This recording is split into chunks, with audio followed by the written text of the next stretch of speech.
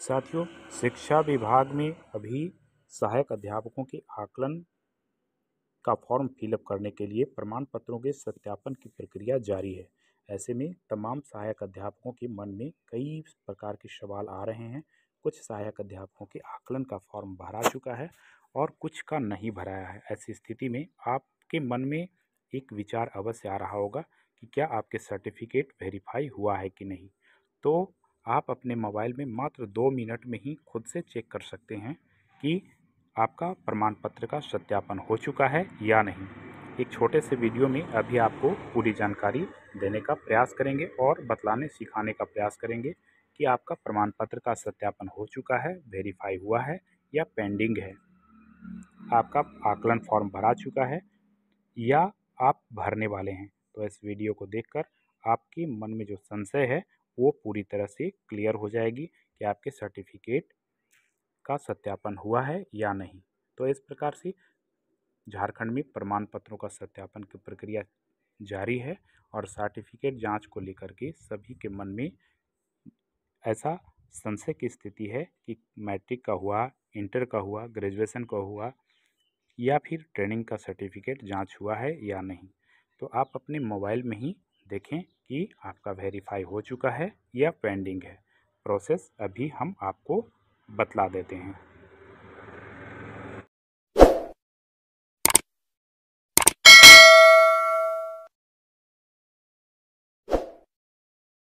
तो आपका certificate verify हुआ है या नहीं उसे देखने के लिए आप अपने मोबाइल की गूगल को ओपन कीजिए और गूगल में लिखिए ई विद्या वाहिनी, ई विद्या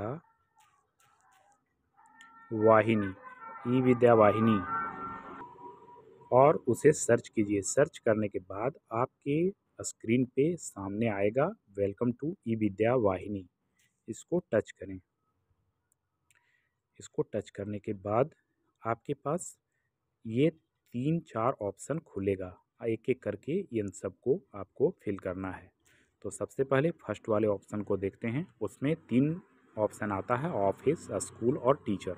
तो आप स्कूल को टच करें। उसके बाद अपने विद्यालय का डैश कोड डालें।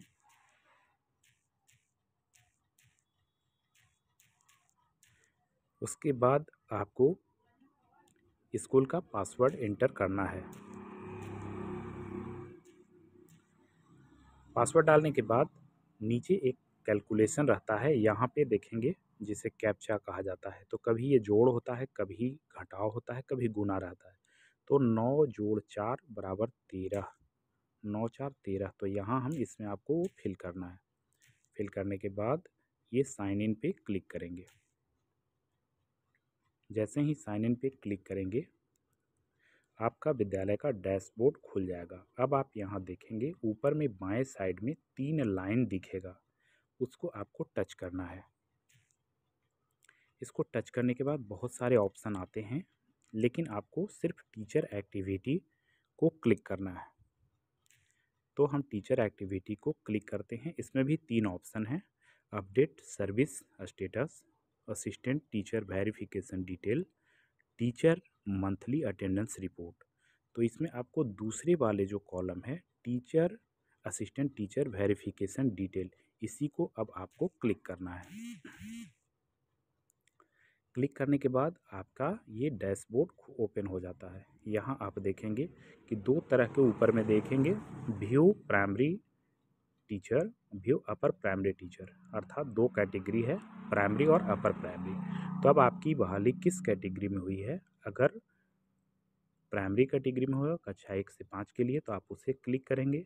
अगर अपर प्राइमरी में हुआ है तो आप अपर प्राइमरी वाले कॉलम को क्लिक करेंगे और उसके बाद ये सामने आपका डैशबोर्ड दिख जाएगा।